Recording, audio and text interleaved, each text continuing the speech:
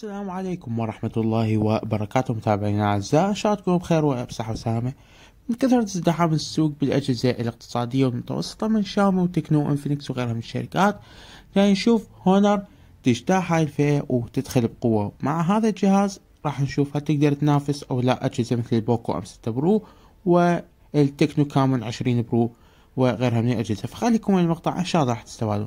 جهاز هو الهونر اكس 8 بي، جهاز يعتبر ممتاز جدا من ناحية المواصفات، راح نستعرضها لكم. من ناحية التصميم يعتبر أخف وأقل سمك هاتف بهاي الفئة، ويمكن بكل الفئات حرفيا. جهاز سماكته 6.8 ملم فقط، ووزنه 166 جرام، يعني خفيف جدا، ما راح تحس بيه ريش أصلا، وراح يكون ممتاز للحمل بيد واحدة. جهاز راقي جدا من ناحية المسك والاستخدام. من ناحية الشاشة فراح تاخذ شاشة خط أول بهاي الفئة، أموليد تدعم 2000 نتس كإنارة ذروة، وبالوضع العادي 1200 شمعة، فاستخدامها ممتاز، وحجمها أيضا ممتاز 6.7 إنش، ودقتها هي الفول اتش دي بلس، ومعدل تحديث 90 هرتز، فتعتبر متكاملة نوعا ما بهاي الفئة. ومن ناحية النظام فهو اندرويد 13، واجهته ماجيك او اس 7.2، اكيد راح يجي اندرويد 14 قريبا. هنا نقطة ضعف الجهاز الوحيدة هي المعالج، هو السناب دراجون 680. معالج راح يعطيك 4 كورات بسرعة 2.4 جيجا هرتز، ومعالج الرسوميات ادرينو 610 راح يعطيك 30 فريم ماكسيموم في لعبة ببجي موبايل. ممكن اكو العاب تحصل بها 40 الى 50 فريم، فحسب كل لعبة ودعمها. لذلك هذا المعالج ما يعتبر للالعاب، لكن باقي الاستخدامات راح يكون موفر للبطارية وراح يكون ممتاز. من ناحية الرام والذاكرة فراح يجيب اكبر ذاكرة بهاي الفئة، 512 جيجا بايت مع رام 8، وتقدر توسع ايضا باضافة 8 جيجا بايت اخرى.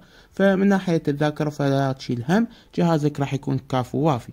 من ناحية الكاميرات فراح يجيب كاميرا رئيسية قوية جدا 108 ميجا بكسل من سامسونج بفتحة 1.8، راح تعطيك تصوير ممتاز، وخاصة تحت الإنارة ممتازة. وهاي البكسلات راح تساعدك ايضا في اثناء الزوم، فراح ما تقل جودة الصورة، راح تكون جيدة. وعندك كاميرا 5 ميجا بكسل الترا وايد، وعندك كاميرا ماكرو 2 ميجا بكسل، يصور 1080 مع 30 اطار ثانية فقط للأسف، وهذا هو حدود المعالج يعني. والكاميرا الأمامية تعتبر أيضا هي الأفضل بالفئة السعرية بدقة 50 ميجا بكسل، فتحتها 2.1، وتصور لك 1080 مع 30 إطار بثانية، وأيضا راح تكون داعمة للفلاش ليد. وكذلك منطقة الكاميرا الأمامية راح تكون بها حركة قريبة من الدايناميك ايلاند من آبل. والجهاز أيضا راح يجي مع مكبر صوت واحد وليس ستيريو، هاي أيضا نقطة ضعف بالجهاز. وبقية الأمور ممتازة، البصمة راح تكون على الجانب لتخفيض سعر الجهاز. وبطارية 4500 ملي أمبير مع شاحن سريع 35 واط بالكرتونة. والجهاز راح يكون سعره 209 دولار أو حوالي 320 ألف دينار عراقي. فكل هاي المميزات. نقطتين ضعف هي المعالج وعدم وجود سماعات ستيريو. اعطونا رأيكم بالتعليقات هل يستحق السعر مالته. لا تنسوا اللايك والاشتراك وتفعيل زر الجرس. نلتقي فيديو قادم.